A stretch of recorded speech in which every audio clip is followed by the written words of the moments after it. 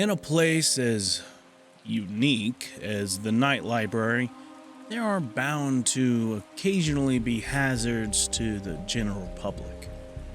Our rules are only given to staff. We don't attach a copy to every patron's registration form we hand out for a multitude of reasons. And I think I can speak for all of us when I say the most prominent of those is that we simply don't need to. Sure, there's the fact that no one would believe the rules in the first place, or that if they did, it would likely incite mass panic. But we haven't really come across either of those issues in a serious capacity, because the rules generally seem to only regard our staff. Something about signing off on a job offer here commits us to the library in a way that means we're no longer blind to what's going on behind the curtain, so to speak. I've tried to ask Matt if he knows why that is on plenty of occasions, but he's pretty dogged about it, so I've come to terms with the idea of never getting an answer. It's just the way things are. As long as our patrons aren't affected, the technicalities don't really matter. However, as with any rule, there are exceptions. The particular exception that brought about today's story is what I like to refer to as the revival clause. I learned about it in an innocent enough way. We have a regular patron named Doris, or Dory if you're familiar with her, which we all are, who Matt pointed out to me within my first few months of work. "See her?" he asked one night, tapping my shoulder with his knuckle to get my attention.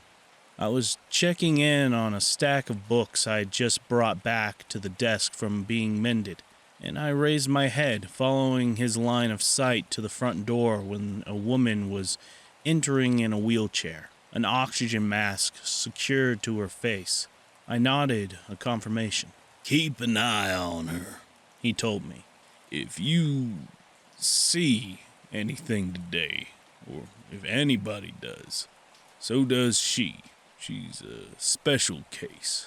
Try to make sure nothing happens." I furrowed my brow, confused. What do you mean? Did she, used to work here or something? Matt shook his head, chewing on the inside of his cheek. "No, she had a heart attack last year. That, killed her. Clinically, they were able to bring her back after a minute or so, but it changed something."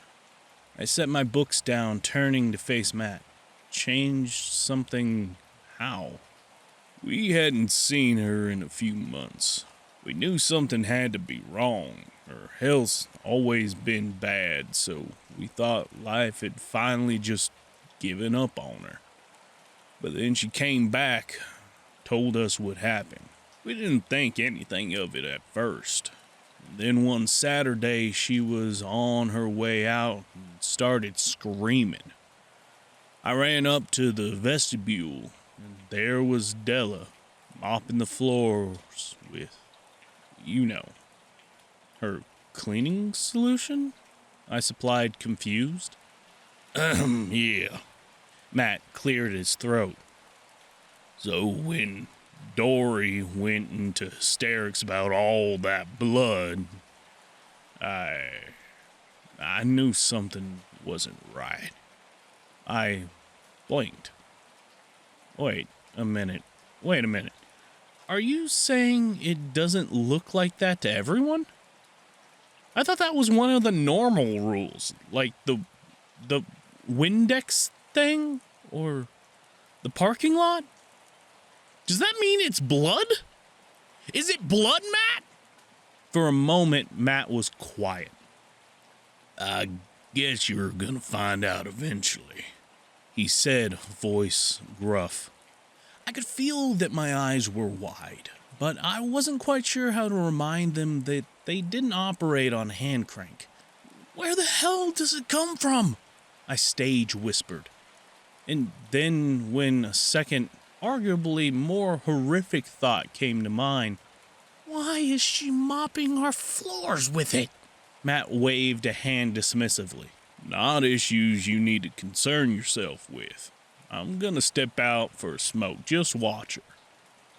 Now, when I said my introduction to the revival clause was innocent, I meant that it consisted of nothing more than a conversation. I was mildly traumatized, sure, but nothing happened to Dory that day as a result of it. However, that doesn't mean it's never caused anyone harm. Last year, I was in the back, reattaching a book's hinge. Wiley knocked on the door frame of my office, for a lack of better term. Just want to give you a heads up that Lemure de Loto's here, so stay out of non-fic tonight. I wiped the binding glue off my fingers into a cloth and swiveled my chair around. Sounds good. Everybody okay? Yeah, Hugo already left for the night, so I think it's just you, me, and Matt here. I'm working on installing some new barcode scanners and then heading out too. Cool, I said. Thanks for letting me know. They offered me a two-fingered salute as they departed.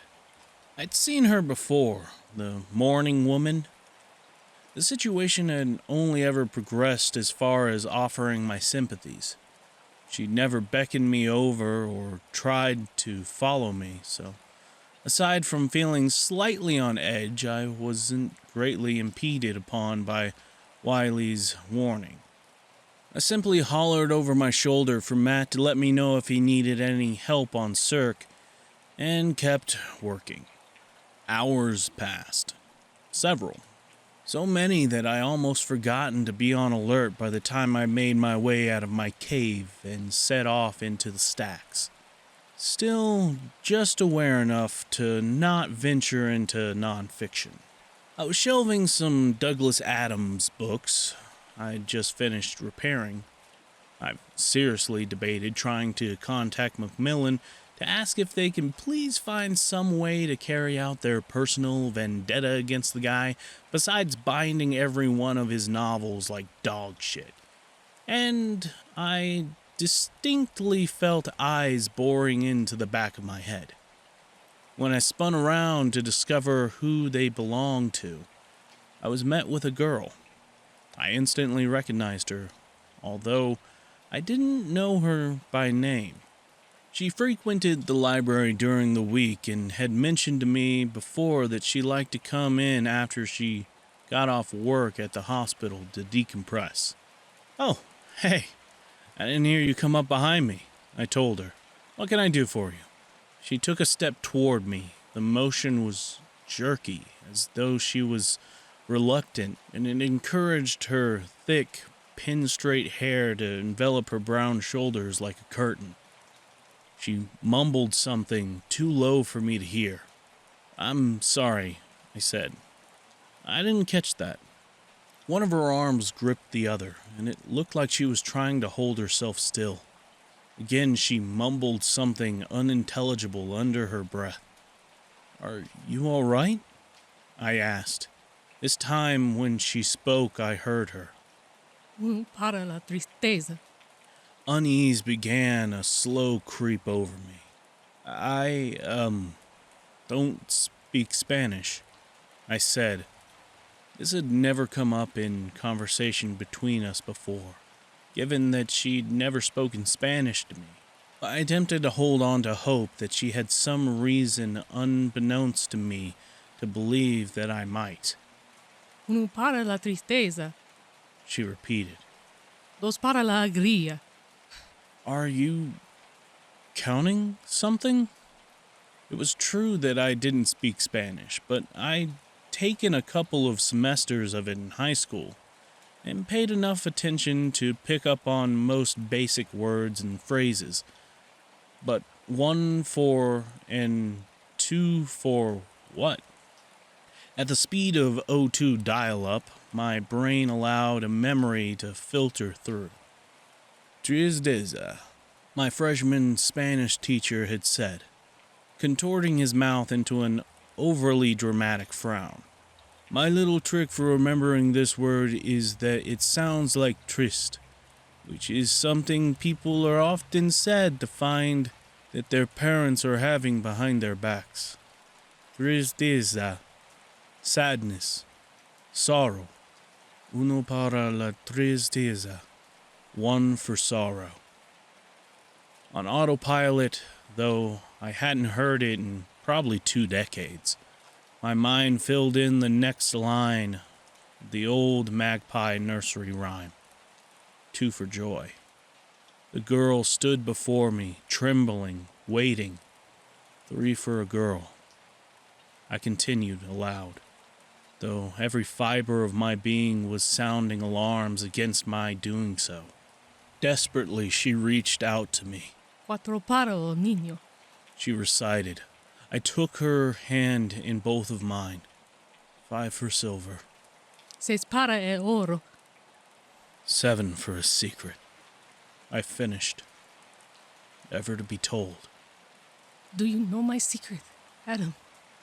Instantly, I went cold. But I did know. I did. You've died before, I guessed, haven't you? The girl slumped, and an expression of relieved surrender overtaken her.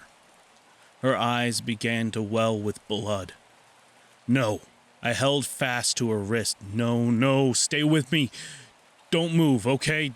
Don't move. Matt! I have to go now. She said. I have to go with her. Matt! It was too late. Before Matt would have had so much as a chance to intervene, Morning Woman was there, blocking the exit directly next to us at the end of the row. The veil that typically shrouded her face consisted of thin, loose-knit lace which only clearly exposed her eyes, but it was lifted now, and her cheeks were streaked with dry brown-red trails, lashes matted and heavy. Necrosis had eaten holes through her lips, and her long, yellow teeth peeked through in several places, spittle stringing between them as her swollen tongue parted them to speak. Vienes. She rasped, raising one gnarled, crooked finger to the girl's chest. The girl strained against my grip, releasing a shuddering sob. Come on, I said, tugging desperately at her arm. This way. She didn't budge. It was as though her feet were cemented to the floor. It's okay. She told me. Let go. I refused, clamping down even tighter.